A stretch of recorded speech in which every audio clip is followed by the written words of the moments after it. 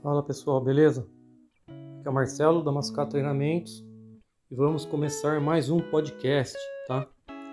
No podcast de hoje eu vou falar sobre um método da qualidade, conhecido como MASP, que quer dizer, tá? Metodologia de Análise e Solução de Problemas. Isso significa a sigla MASP. E o MASP, ele tem como base o ciclo PDCA. Para quem não conhece ou nunca ouviu falar, o ciclo PDCA é aqueles 4 fases, aqueles 4 estágios, que é planejar, desenvolver, controlar e ajustar, tá? Utilizado para uma melhoria contínua. E o MASP utiliza o ciclo PDCA como base e realiza nas organizações uma transformação direcionada à melhoria contínua também e ao controle da qualidade total, certo? E o MASP ele é utilizado para realizar a análise do problema e também para validar a solução proposta para esse problema. O ciclo PDCA é utilizado para direcionar as ações a serem realizadas no MASP. E o MASP ele tem seu desdobramento em 8 fases, que eu vou falar agora para vocês. Primeira fase, identificação do problema. Um problema ele é identificado por uma não conformidade, tá? Ou desvio, né, em relação ao objetivo planejado. E as formas mais frequentes de identificação são as seguintes: a dimensão da qualidade não cumprida, traduzida pelas vontades, né? Vontades que são essas ajustadas entre o fornecedor e o cliente. Reclamações dos clientes. Também temos as reclamações dos prestadores de serviços, que podem identificar problemas antes mesmo que cheguem aos clientes.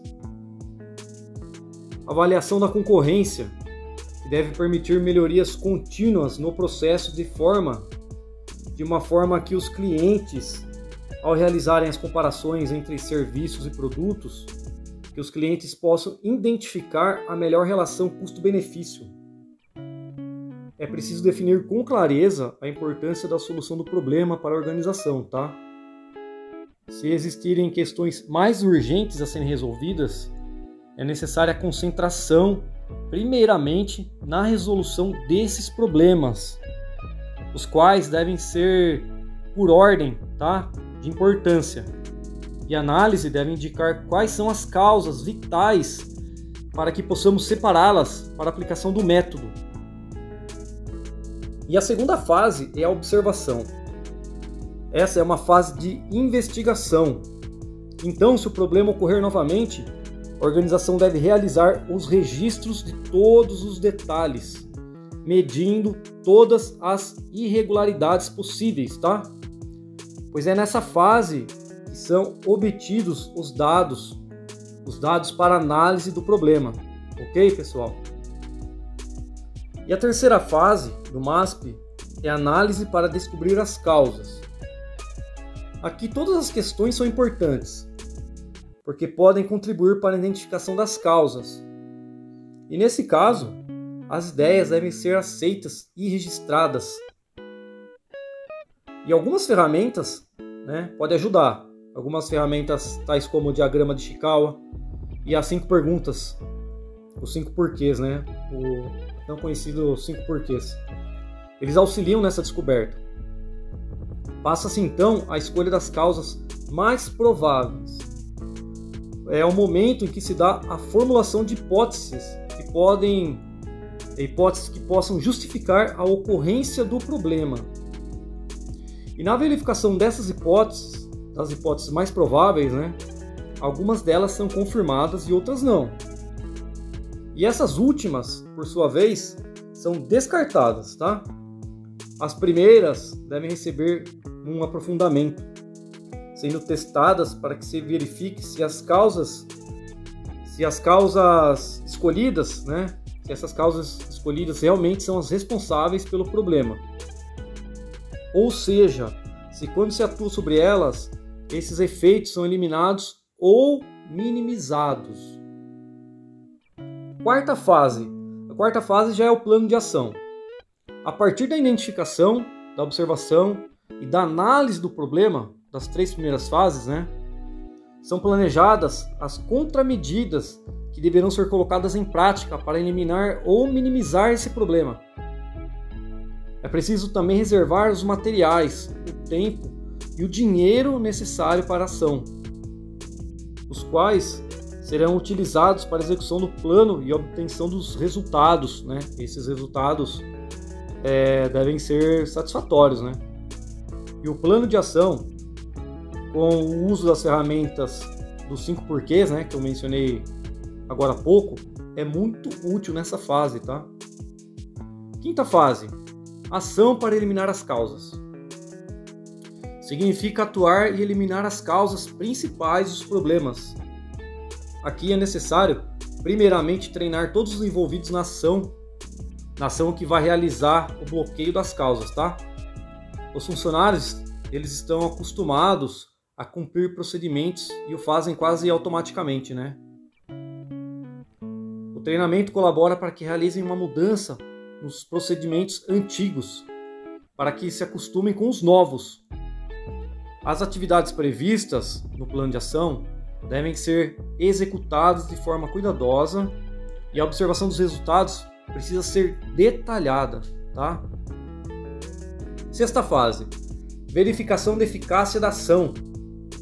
É uma fase muito importante, porque uma modificação em um processo deve trazer alteração no resultado em qual se espera que seja positivo, né? Também é averiguado se existem efeitos secundários desejados ou não. Caso os resultados sejam positivos, devem ser registrados para utilização e padronização.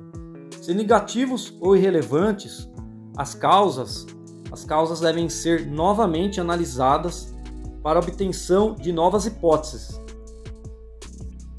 A verificação instaura a existência de um histórico do ocorrido, para que seja possível medir a eficácia da ação.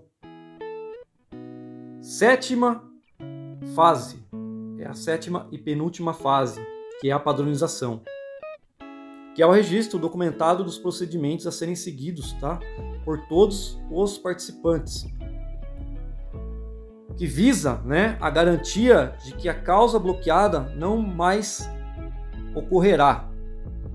Assim é assegurado que os resultados obtidos pelo cumprimento desses procedimentos vão garantir que os resultados sejam sempre os mesmos e previsíveis.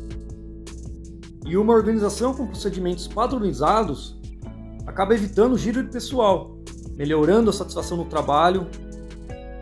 E então, as seguintes etapas podem ser consideradas nessa padronização, que é a elaboração ou alteração do padrão, a comunicação da existência do novo padrão e o treinamento de todos os envolvidos, o arquivamento das cópias dos antigos padrões e também a realização do acompanhamento da utilização do novo padrão e dos resultados alcançados, tá, pessoal? 8ª e última fase é a conclusão. É necessário relacionar os problemas remanescentes ou os secundários, estabelecer prioridades para a escolha do próximo obstáculo a ser vencido, tá? E finalmente aí, criar uma cultura de aprendizagem organizacional para que os problemas sejam resolvidos com o emprego do MASP.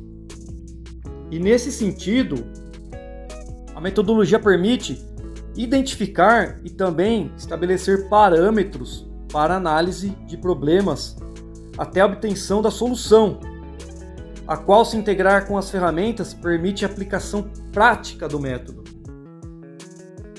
Por essa razão, o MASP deve ser utilizado de modo organizado nas empresas, uma vez que sua adequada aplicação conduz à solução de problemas e à sistemização dos resultados, o que, consequentemente, poupa recursos e também provê nessas instituições uma base de dados que poderá traduzir-se em um diferencial competitivo de mercado. E com isso, pessoal, vemos que o método e as ferramentas da qualidade são aplicáveis em absolutamente todas as áreas e processos organizacionais, tá? Beleza? Espero que tenha ficado bem claro esse método aqui, né, o MASP. Espero que vocês tenham gostado desse podcast. Um grande abraço e até o próximo. Valeu!